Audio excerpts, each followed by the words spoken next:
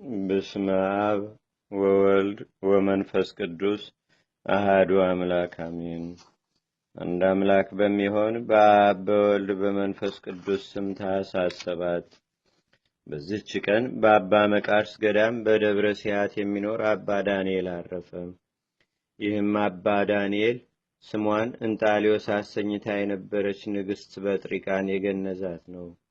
እርሷም ከሞቷ በኋላ እንጂ ሴት እንደሆነች አልታወቀችም ነበር። በአንዲት ቀንም ወደ እስክንድርያ ሀገር ከረዱ ጋር ሲጓዝ ስሙ ምህርካ የሚባል እብድ አገኘ። ብዙ እብዶችም ይከተሉታል። ለአገር ሰዎችም በእውነት ያበደ ይመስላቸው ነበር። አባ ዳንኤልም እጁን ይዞ ወደ ሊቀ ጳጳሳቱ ወስዶ ትሩፋቱን ተጋድሎውንም ነገረው። እንዲነግራቸውም በማለት ባማሉት ጊዜ ከዝሙት ጦር በመሸሽ ራሱን እብድ እንዳስመሰለ ነገራቸው። ሰምተውም እግዚአብሔርን አመሰገኑት። በአንዲትም ዕለት ወደ አንዲት ሀገር ደረሰ። በዚያም አውሎጊስ የሚባል ለድሆች የሚራራ እንግዳም የሚቀበል ድንጋይ በመውቀርም የሚኖር ሰው አገኘም። እርሱንም ተቀብሎ በደስታ አሳደረው። መልካም ስራውንም ባየ ጊዜ ድሆችን የሚረዳበት ገንዘብን ለአውሎጊስ ይሰጠው ዘንድ ወደ እግዚአብሔር ስለ እርሱ ለመነ። ጌታችንም በሕፃን አምሳል ተገለጠለትና ገንዘብ ባገኘ ጊዜ ጠባዩን እንዳይለውጥ አንተ ትዋሰዋለህን አለው። አባ ዳንኤልም አዎን እዋሰዋለሁ አለ። ከዚህም በኋላ አውሎጊስ በድስት የመላ ወርቅን አግኝቶ ያንን ይዞ ወደ ንጉሥ ሂዶ የጭፍራ አለቃ ሆኖ ተሾመ። ጠባዩንም ለወጠ። ጠባዩንም እንደለወጠ አባ ዳንኤል ሰምቶ ሊመክረውና ሊገስጸው ሄደ። የአውሎጊስ ወታደሮችም ለመሞት እስኪደርስ ድረስ ደበደቡት። በዚህም እያዘነ ሳለ ያ ሕፃን በሕልም ታየው። አባ ዳንኤልንም ለምን በሌላ ሰው ነገር ገባህ ብሎ እንዲሰቅሉ ታዘዘ። ከዚህም በኋላ እመቤታችን ቅድስት ድንግል ማርያም መጥታ ለሕፃኑ ሰገደች። እግሮቹንም እየሳመች ስለ አባ ዳንኤል ለምና ከስቅላት አዳነችው። ከዚህም በኋላ ሌላ ንጉሥ በነገሰ ጊዜ አውሎጊስን ሊገድለው ፈለገው። ያን ጊዜ አውሎጊስ ሸሸ። ወደ አገሩም ደርሶ ወደ ቀድሞ ስራው ተመለሰ። በአንዲት ቀንም በሌሊት በበረሃ ውስጥ በጨረቃ ብርሃን ሲጓዝ በተራራ ላይ ተቀምጣ ሴት አገኘ። ጸጉሯንም ስጋዋን ሁሉ ሸፍኗል። የተጋደለችም 38 ዓመት የኖረች ናት። ምስጢሯንም ሁሉ ነግራው ከዚህ በኋላ አረፈች። ከዚህም በኋላ በአንዲት ዕለት የሊዮንን ደብዳቤ ሰዎች አምጥተው በሕዝብ ፊት አነበቧት። አባ ዳንኤልም ዘሎ የሊዮንን ደብዳቤ ነጥቆ ቀደዳትና የኬልቄዶን ሃይማኖት የተወገዘ ነው አለ። ወታደሮችም አይተው ደበደቡት፣ ከገዳሙም አሳደዱት። በአንዲት ዕለትም አባ ዳንኤል ከደናግል ገዳም ደርሶ ደጁን አንኳኳ። አባ ዳንኤልም እንደሆነ አውቀው ከፈቱለትና በደስታ ተቀበሉት። ከእነርሱም አንዲቷ ራሷን እብድ አስመስላ በደጅ የምትተኛ አለች። ስለ እርሷ እመምኔቷን ጠየቃት። እርሷም እብድ ናት አለችው። እርሱም መስተጋደልት ቅድስት ሴት እንጂ እብድ እንዳልሆነች ነገራት። እብድ የተባለችውም በሌሊት ተነስታ የከበራችሁ እህቶቼ ስላዛዘንኳችሁ ይቅር በሉኝ፣ በሌሊትም ተነስታ የከበራችሁ እህቶቼ ስላሳዘንኳችሁ ይቅር በሉኝ ብላ ጽፋ ያንን ትታ ታጣች። ደናግሉም እጅግ አዘኑ፣ ተጸጸቱም። በውስጡ ብዙ ደናግል የሚኖሩበት ገዳም ነበረ። መዝጊያውም የጸና ነው። ገንዘባቸውን ይበረብሩባቸው ዘንድ ሰይጣን ወንበዴዎችን በላያቸው አስነሳ። የወንበዴዎች አለቃም በመራቀቅ በራሱ ላይ ቆብ አድርጎ በአባ ዳንኤል አምሳያ ለብሶ ደጃፋቸውን ሂዶ በማንኳኳት አባ ዳንኤል ነኝ አለ። አይተውም ከፈቱለት።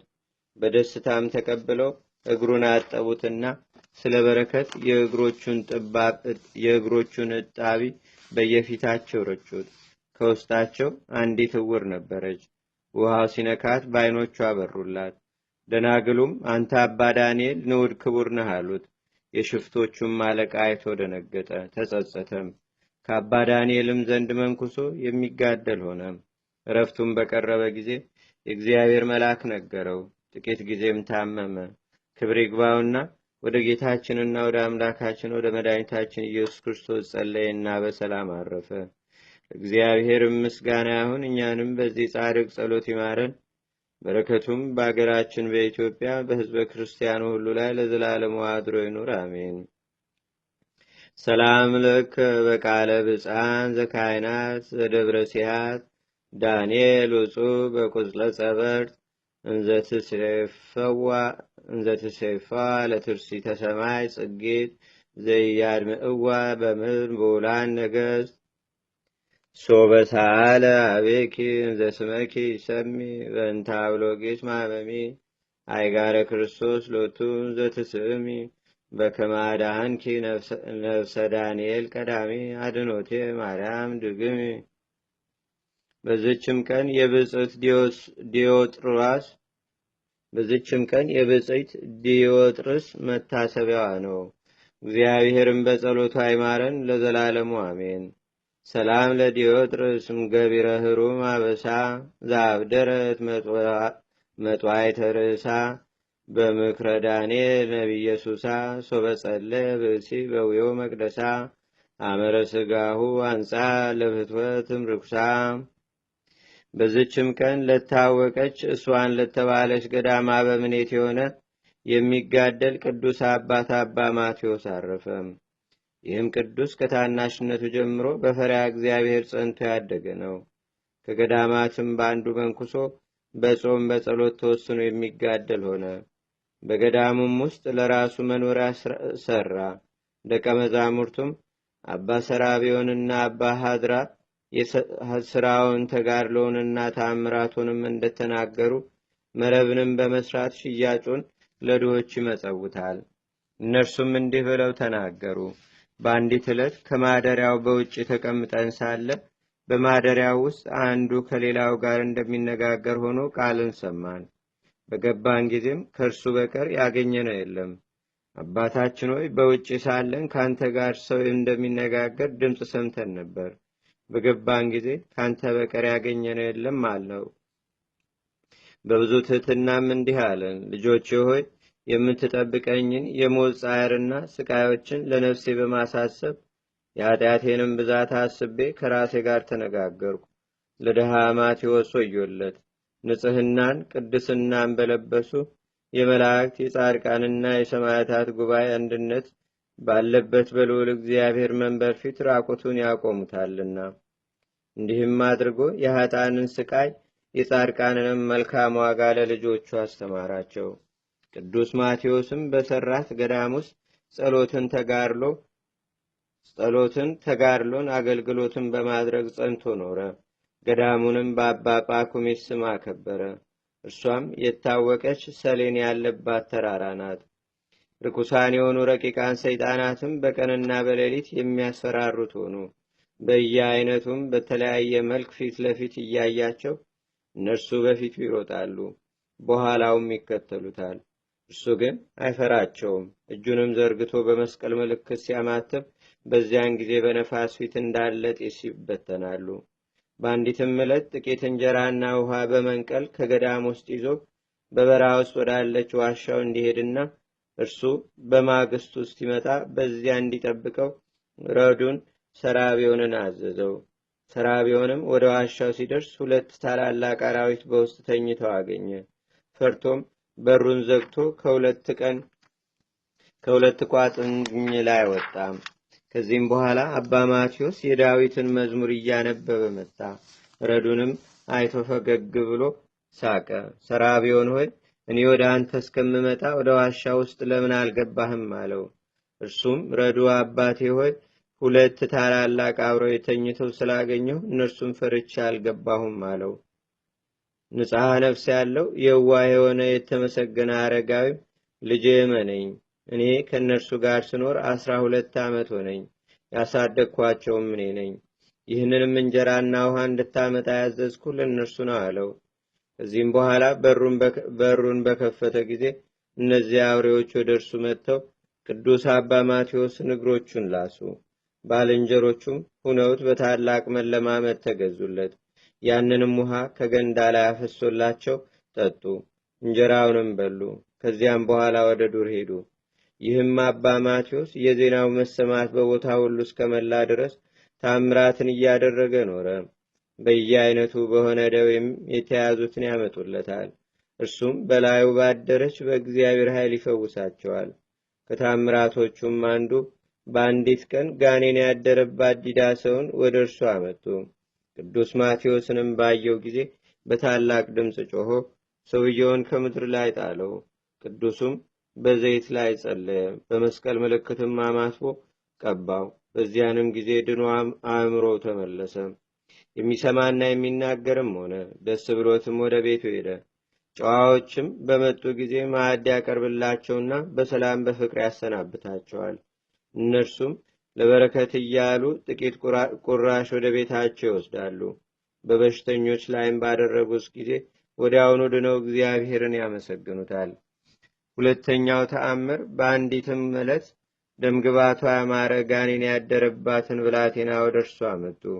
እርሷ ብዙ ጊዜ ልብሷን ትቀዳለች። ወደ እርሷም መቅረብ የሚችል የለም። ወላጆቿን በታላቅ ሐዘን ውስጥ ይኖራሉ። ቅዱስ አባ ማቴዎስም በላዩ ጸለየና ክብር ይግባውና በጌታችንና በአምላካችን በመድኃኒታችን በኢየሱስ ክርስቶስ ስም ዘይቱን ቀብቶ አዳናት። ሦስተኛው ተአምርም በአንዲት ዕለት እጅግ በከፋችና ታላቅ በሆነች ኃጢአት ላይ የወደቀች ኃጢአተኛ ሴት ወደ እርሱ አመጡ። እርሷ ጸንሳ የመውለጃዋ ጊዜ የደረሰ ነው። በቀንና በሌሊትም በምጥ ሕማም ትሰቃይ ነበር።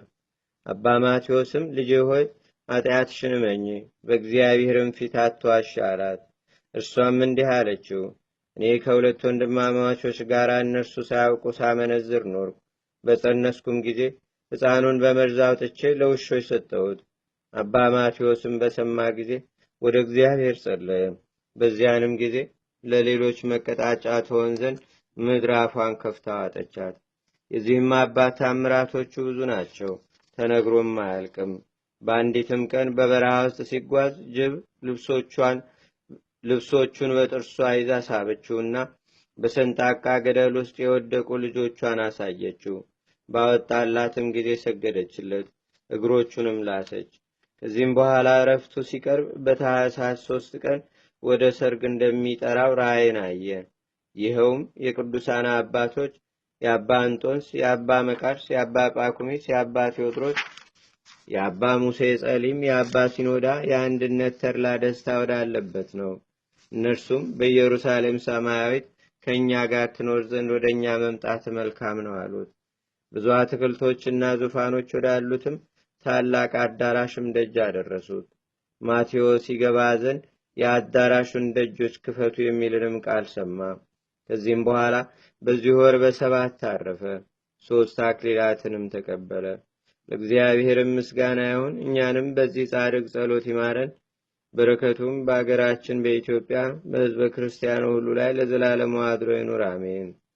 ሰላም እብል ለዘሱታፌው አሃዱ ምስለ አብ ወምስለ ወልዱ ማቴዎስ ነዳይ ለዓለመ ፍትወት ወንፍቅዱ እምብዛ አይሮቱ ሶበኪያሁ ለመዱ አራይተ ገዳም ያበል ይዞ በዱ። በዚህችም ዕለት ከመቤታችን ከቅድስተ ቅዱሳን ከድንግል ማርያም ክብር ይግባውና ጌታችንና አምላካችን መድኃኒታችን ኢየሱስ ክርስቶስ ከስጋዋ ስጋ ከነፍሷ ነፍስ ነስቶ እንደሚወለድ በከበሩ ነቢያት አፍ ለመሰበኩ መታሰቢያ ሆነ። ይቅርታውና ቸርነቱ በአገራችን በኢትዮጵያ በሕዝበ ክርስቲያኑ ሁሉ ላይ ለዘላለሙ አድሮ ይኑር፣ አሜን። ሰላም ለስብከትከ ማዛርሄ ጽጌረዳ በአፈ ነቢያ ቅዱሳን በቤተልሔም ዘይሁዳ ኢየሱስ ክርስቶስ ከመታድነነ ሞተ ዕዳ ዛረይከ እግዚኦ በጥበብከ እንግዳ ለድንግል ማርያም ከመትኩን ወልዳ ሰላም እብል መቤዛያ አምላከ ምስጢረ ትስጉቱ ይንብቡ ከናፍረ ነቢያት ዘሆከ በእንቲያሁ ዳዊት እንዘያቀድም ሰቢከ ቦ ሃበ ይቤ ፈኑ እዴከ ወቦ ሃበ ይቤ አንስ ኃይለከ። እንደ አምላክ በሚሆን በአብ በወልድ በመንፈስ ቅዱስ ስም ታኅሳስ 8 በዚች ቀን የእስክንድርያ አገር ሊቀ ጳጳሳት ቅዱስ አባት አባ ያሮክላ አረፈ። በዚችም ቀን የከበሩ ሴቶችና በርባራና ዮልያና በሰማዕትነት አረፉ። በዚችም ዕለት የብፅዕትን በአመሪና መታሰቢያዋ ነው። በዚችም ቀን ቅዱስ አባት የደብረ ቀልሞን አባ ሳሙኤል አረፈ።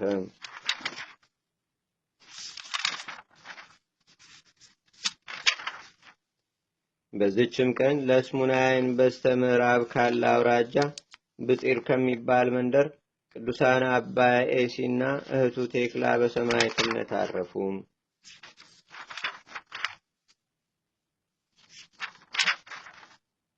በዚችም ቀን በደማስቆ የተከበረ አባት አባ ዮሐንስ አረፈ። በዚችም ቀን የደብረ ድማ ገዳም አበምኔት ቅዱስ አባት ተክለ አልፋ አረፈ። ዳግመኛም በክርስቶስ የሚታመን የገብረ ማርያም የዕረፍቱ ነው። ለእግዚአብሔርም ምስጋና ይሁን። እኛንም በቅዱሳን መላእክት፣ ጻድቃን፣ ሰማዕታት፣ ደናግል፣ መነኮሳት፣ አበው ቀደም እንዲሁም በሁለት ወገን ድንግል በምትሆን በእመቤታችን በቅድስተ ቅዱሳን በድንግል ማርያም ረድኤትና በረከት አማላጅነቷን በአገራችን በኢትዮጵያ በሕዝበ ክርስቲያኑ ሁሉ ላይ ለዘላለሙ አድሮ ይኑር፣ አሜን። ዛቅረብኩ ማሌታ ዘኪራ ይላፈ ለተጸምዱከ ዘልፈ ለላነብብ ተወከ ዘንዴቴ መጽሐፈ እንደረሰይከ እግዚኦ ጠሪቃ መለት ኩበ ምላቡ ውላን ዘተርፈ ነቢያት፣ ቅዱሳን፣ ዋርያት፣ ሰባኪያን፣ ሰማዕቶ፣ ጻድቃን፣ ደናግል፣ አዲ ወመነኮሳት ኢራን ባርኮ ባርኮ ጉባኤ ዛቲ መካን እስከ አረጋዊ ልኢኮኑስ ሕፃን ለዘጻፎ በክርታስ ወለዛ ጻፎን ዘይደርስ ለዛ አንበቦ ለዘተርጎሙ በልሳን አዲስ ወለዘሰማ ቃሎ በዝነ መንፈስ በጸሎተሙ ማርያም አራቂተ ኩሉም ባይ ስቡረ ማረነ ኢየሱስ ክርስቶስ አቡነ ዘበሰማያት